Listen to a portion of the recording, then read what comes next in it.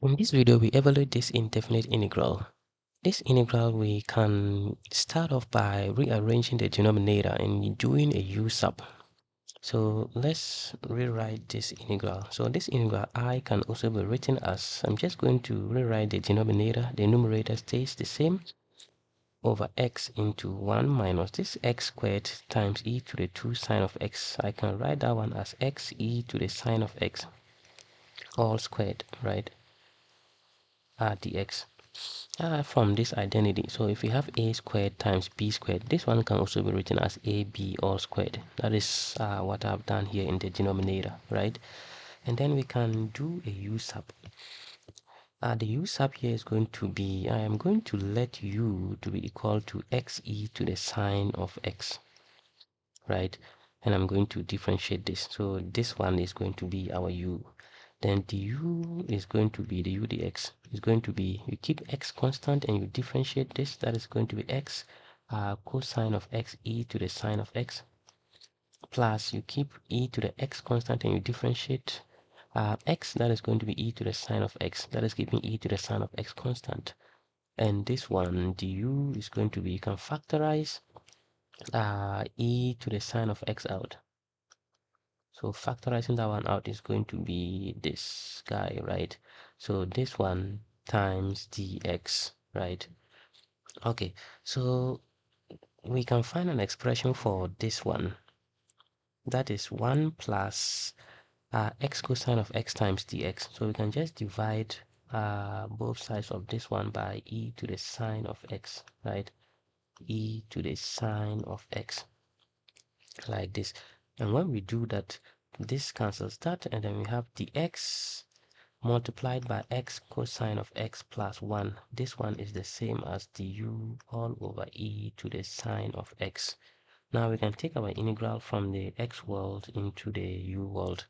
So I is going to be the integral. So this one, 1 plus x cosine of x times dx, that one can be replaced with du over, so du all over e to the sine of x, like this.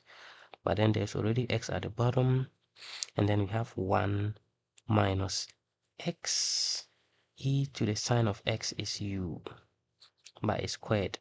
So that is going to be u squared, like this. But then what is x e to the sine of x? X e to the sine of x is u. So I is going to be the integral of du all over u multiplied by 1 minus u squared. So our integral is now entirely in the u world. So we see that our integral is now very easy to integrate. This one, what we can do is to, so this one, I can write this one as 1 all over u into 1 minus u squared, then the u here. The numerator, I am going to subtract u squared and then add u squared again. There's nothing amiss. Everything is the same, just adding and subtracting the same term.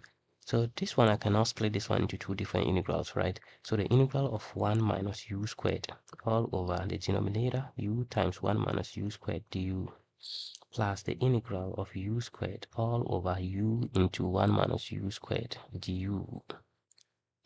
So this, our integral is now split into two different integrals. So this one cancels that, and I left with the integral of 1 all over u du, plus this one is cancel one of that, then you're left with the integral of u all over 1 minus u squared du.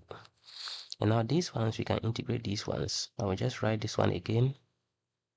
But the second one, I'm going to multiply the second one by negative 2. In order to nullify the negative 2, I have to divide by negative 2.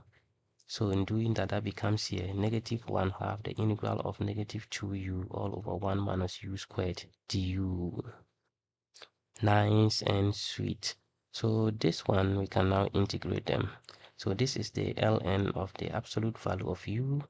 The differential of the denominator is exactly the numerator. So that is just the ln of the denominator, which is 1 minus u squared, plus the constant of integration. But what is u in terms of x? An expression for u in terms of x is our u substitution. So u is x e to the sine of x. You can just replace that. So I is going to be the ln of u. That is xe to the sine of x minus 1 half ln of the absolute value of 1 minus xe to the sine of x by squared, that is u squared here, plus the constant of integration.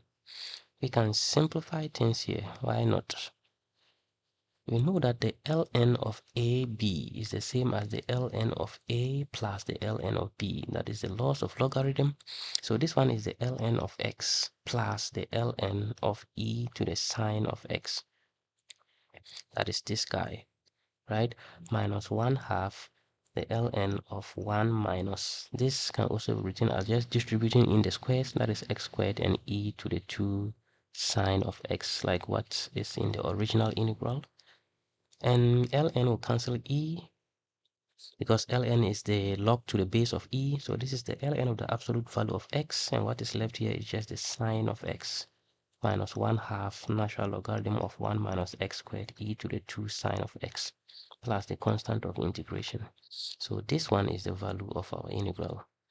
So if we integrate this guy here, which is the integral of 1 plus x cosine of x all over x into 1 minus x squared e to the 2 sine of x dx. This one evaluates to the ln of the absolute value of x plus the sine of x minus 1 half ln of the absolute value of 1 minus x squared e to the 2 sine of x dx.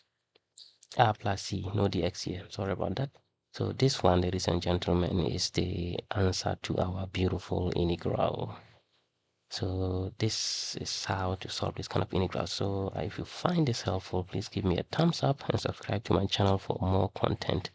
I thank you so much for watching this video, and I'll see you in the next one. Bye bye.